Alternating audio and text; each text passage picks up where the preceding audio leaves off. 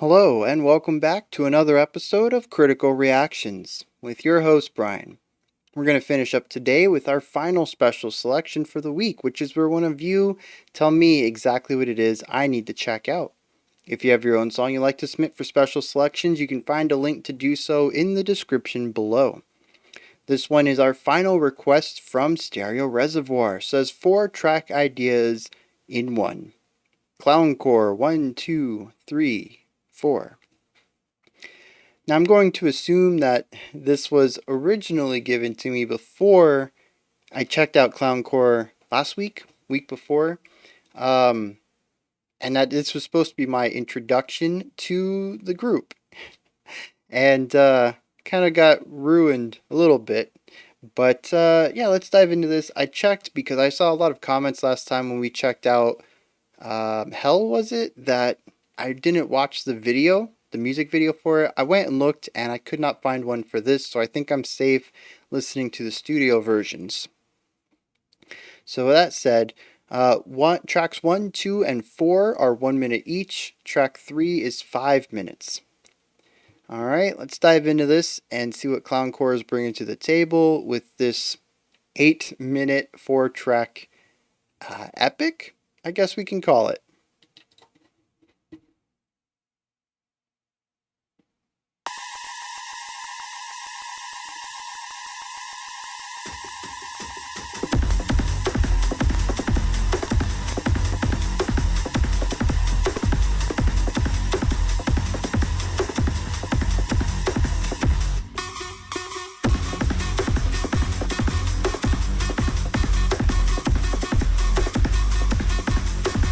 Okay, so everything I've come to expect from them, very loud, very noisy.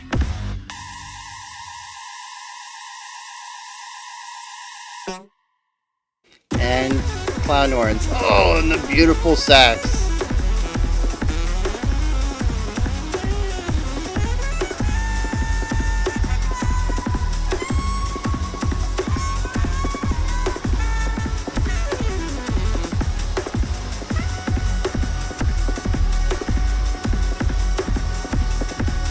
Really interesting, we have this falling synth idea in the background too.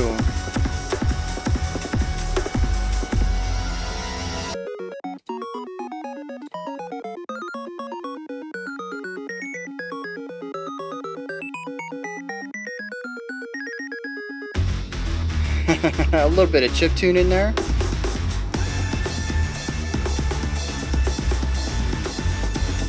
These guys go so hard though. I think that's what really enthralls me about their work.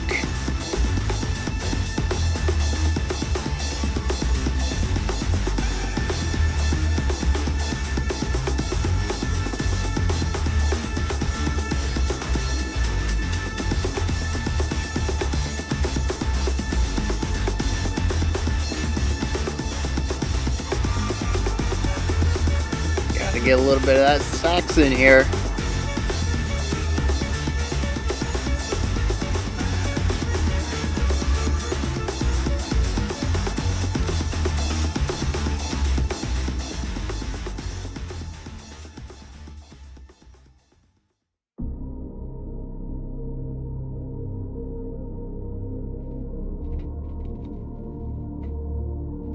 When we checked out Hell, they didn't have anything like this, right? Everything was driving. I remember it was chaotic. Our first 2 tracks here have both been on the same wavelength. It's nice to have this moment.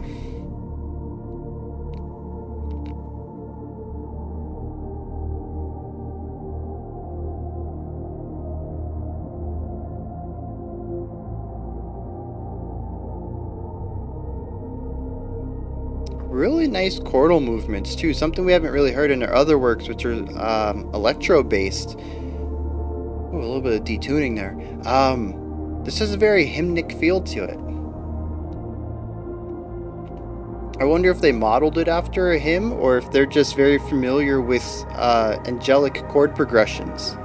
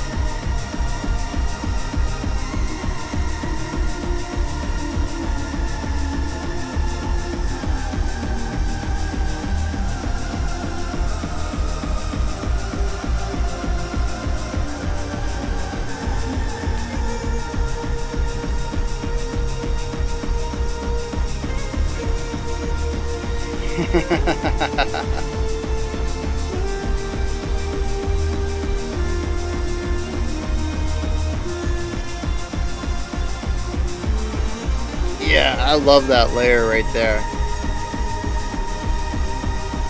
I'm not a big fan of this track though, not as much as their other ones.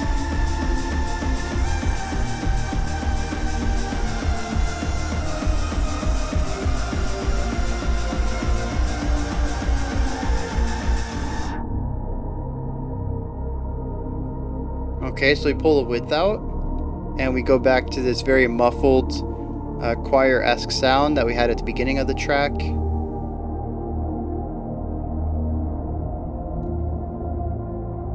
It's really it's like a string section in choir being drowned, but still continuing to perform.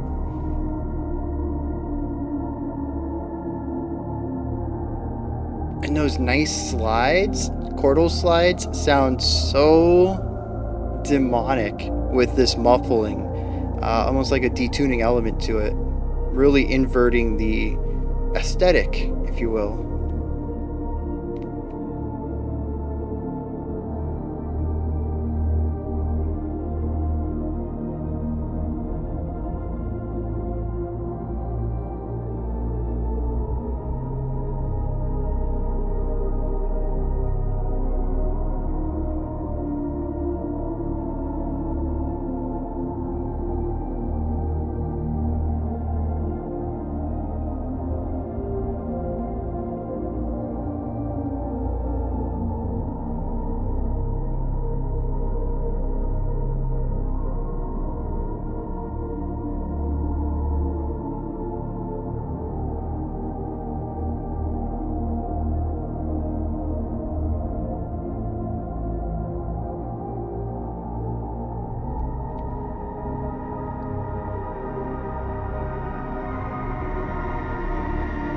Where are they going with this?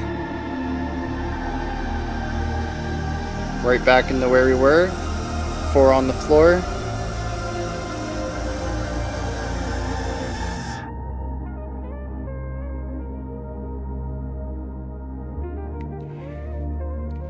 Dude, this saxophonist is so good.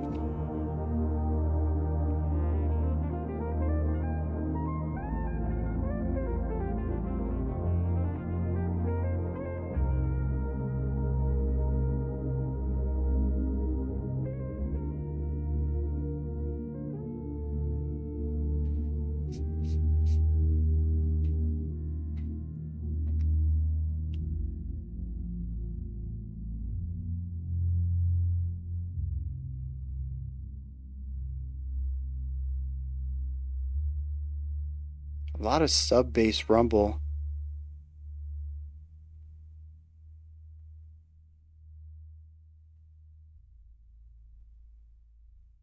And the other tracks all moved into themselves, didn't they? Oh, what? Let's go. Yeah. Okay. Interesting. What do I even say at this point about this group, honestly?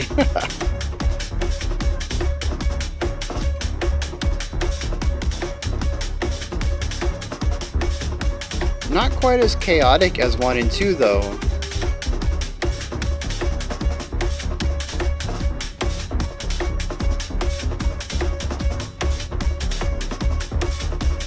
That's all we're gonna do here? Okay.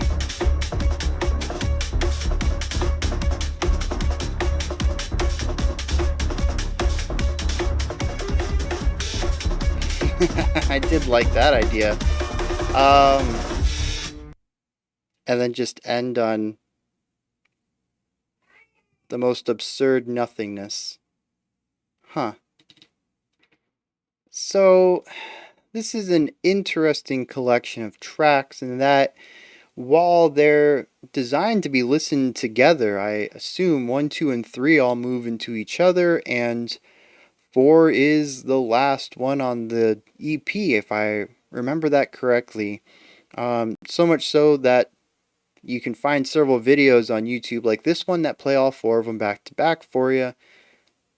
I don't really see anything between them that would indicate that they should be listened together.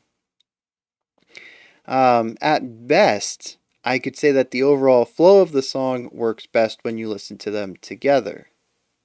We start out with a lot of energy in our first 2 minutes, drop it down for an inversion in our bridge before returning back to a medium point in our outro. It is a wholly linear journey from start to finish in a sort of rhapsody manner, where we sort of can see tracks 1 and 2 as variations on the same idea, but wholly new concepts altogether. But there's so little that's carried over between any of these tracks outside of instrumentation and just the overall sound of this quasi techno kind of concept that there's, like I said, there's just very little that gets carried over that would tie them all together. In that sense, I really have a tough time seeing all four of these as a unified track, but I also can't really explore 1, 2, and 3 on their own. Even 4 by itself is a bit difficult to talk about, but at least given its longer nature, we can view it as a sort of shortened slow burn. So it's really difficult to talk about 75% of the tracks isolated. So you kind of have to talk about it as a whole, but like I said, there really isn't enough unifying threads here to really look at this as a single track with 4 movements. It's 4 isolated tracks with 3 of them being ideas. 1 minute songs are just difficult to talk about. So here's where we're going to go with this. Tracks 1 and 2 and 3 all kind of go for that. Well, the clowncore thing. Is that their genre? Is that what we should call them? Is clowncore? I mean, it's their name, but they're kind of sitting in a place like Polyphia where I can kind of draw strings to other larger, broader genres and say they're this with a splash of that and a dose of this, but it's a lot of words. So I typically just call that the Polyphia genre, much like I want to call this the clowncore genre.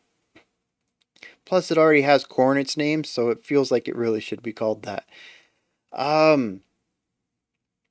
They do what I expect from the group. Well, tracks 1 and 2 do anyways. 3 is a variation on it. Or sorry, 4 is a variation on it. Rhythmic complexity across drums and keyboard sounds that are utilized to create a chaotic atmosphere with loud noises, tons of sub bass, a bunch of compression, and random saxophone melodies, exceptionally played saxophone melodies on top of it. I noticed neither of these 4 tracks had screaming like Hell did. They were all instrumentals, which is a neat twist because honestly, as y'all explained to me in the comments of Hell, the lyrics are both meaningless and necessary to the track altogether. So they don't actually scream anything. It's just unintelligible noises that they write that there's lyrics to, but if you actually try to piece the syllables to what they're saying, you're not gonna make any progress there. And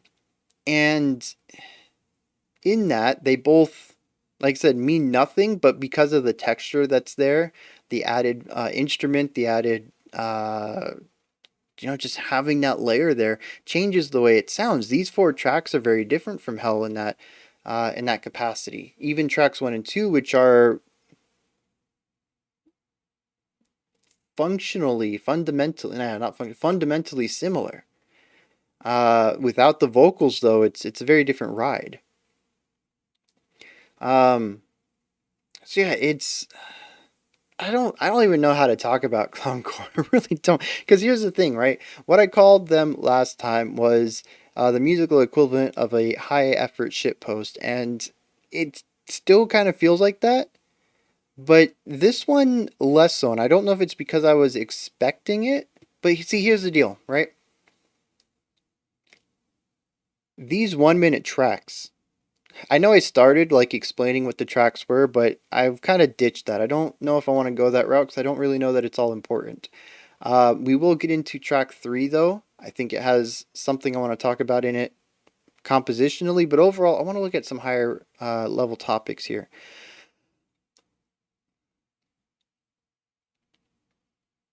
Here's the thing though. Tracks one, two, and four being 1 minute each, and I think four was less than a minute, maybe.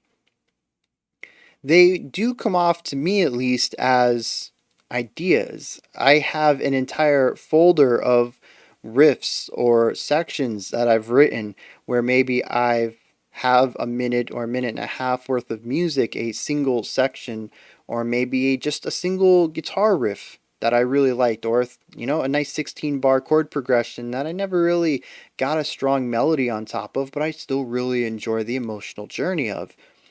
I have a folder of many dozens of these little ideas, and it never really dawned on me before I could take one, spruce it up a little bit, and just release it as a 1 minute song because 1 minute songs are just not things to me, not like this. Because of exactly how I described it. And this could be a mental roadblock, something that I need to get over myself, a bias of mine, but especially tracks, well, yeah, all three of them, tracks one, two, and four, are all ideas to me. They're not songs. They have a drum beat, they have a chord progression, they have a jazz or a sax melody on top of it, and that's it. We have one section of something else, it feels like. Um, and, I suppose that technically speaking, these are full songs, and I should probably view them as such, but they feel so incomplete to me. We've barely even got to realize what the song is doing before it's already over. In fact, in the case of track one, I think it was, um, we didn't even have a sax solo until 20 seconds, 15 seconds left, and it felt rushed. Um, so they don't feel like songs to me. They feel like, ideas, sections of a larger concept that just the resulting music never got written or recorded or something, and they just posted up this single idea that they made.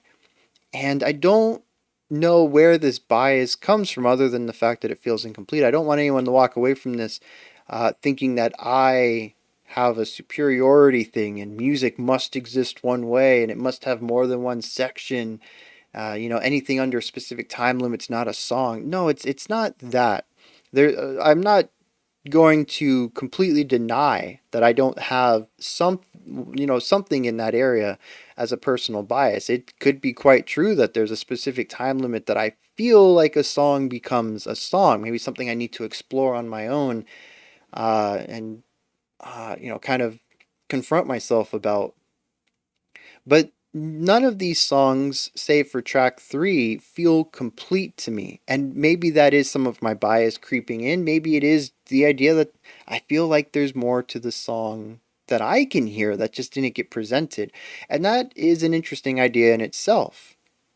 There's a lot of movies and books, video games out there that tell stories that are intended to leave aspects unanswered, to leave the viewer or listener or player thinking about the work of art past the credits, and for them to begin to interpret things their own way and kind of figure out aspects to the art that isn't presented by the artist. And is that what's happening here?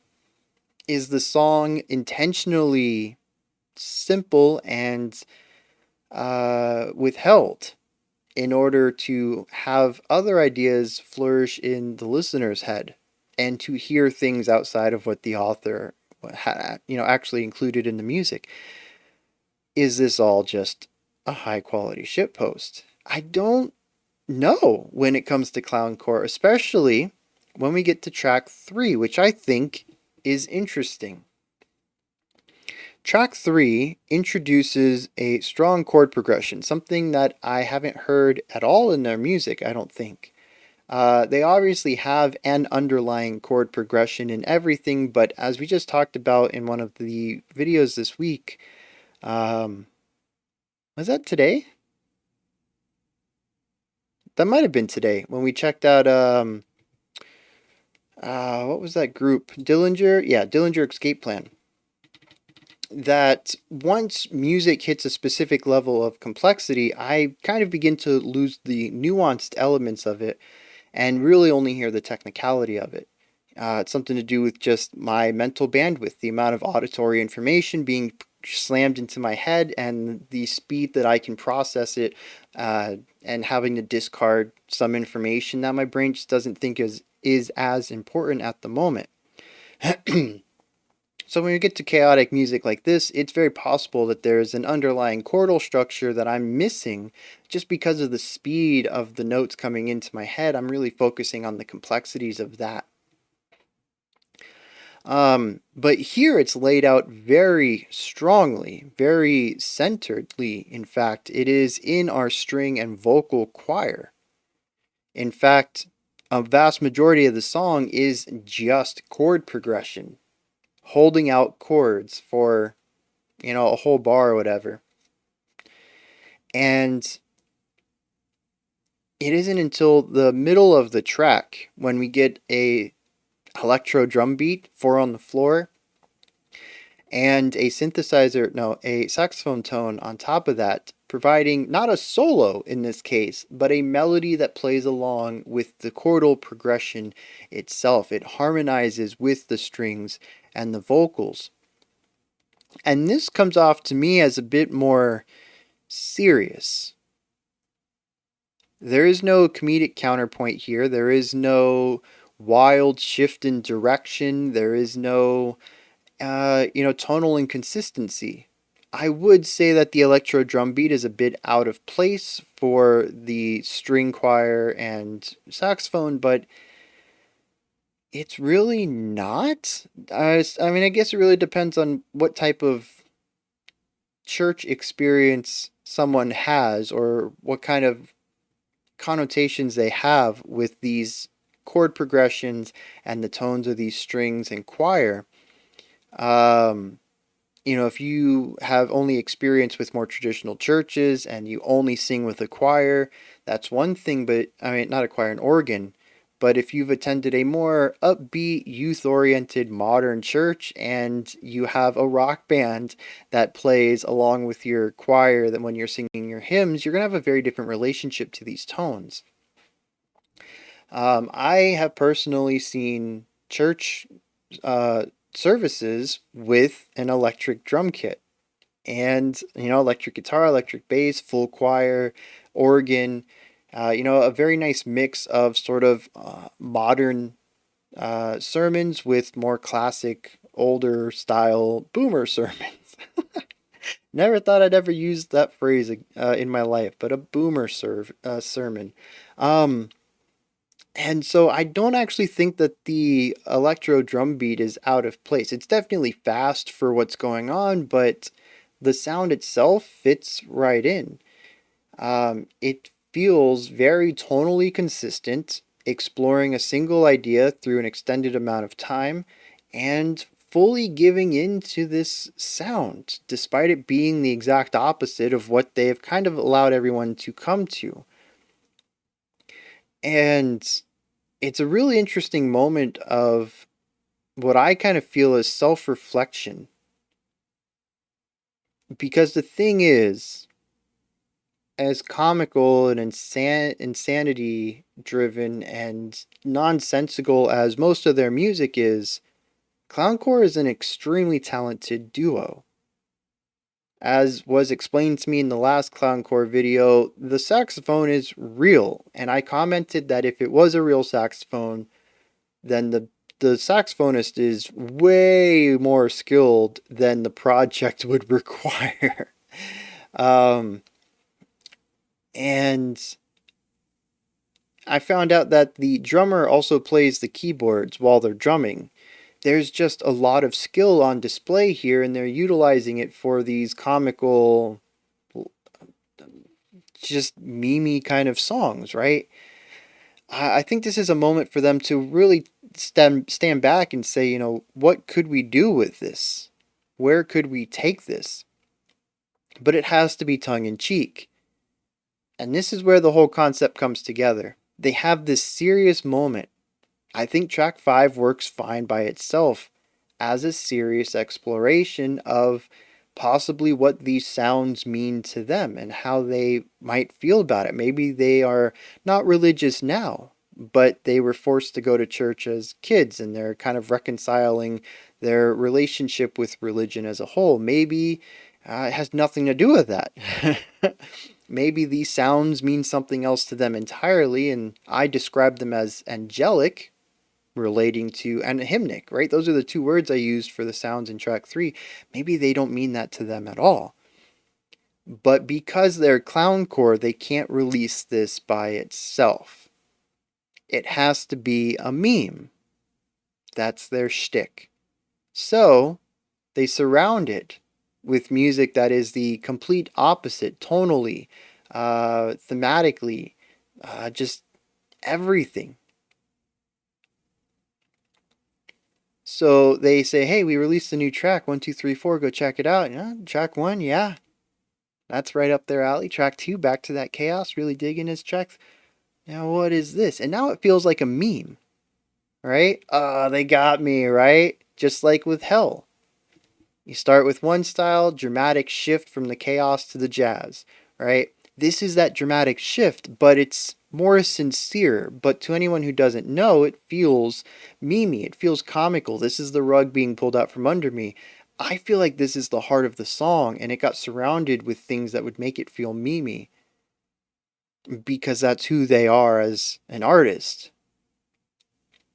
But I really feel like these two, while they certainly enjoy what they're doing and some of the fame that their interesting take on music has brought them, I feel like there's a part of them that really does want to do serious music, and this was their chance to do it in a format that their fans would enjoy.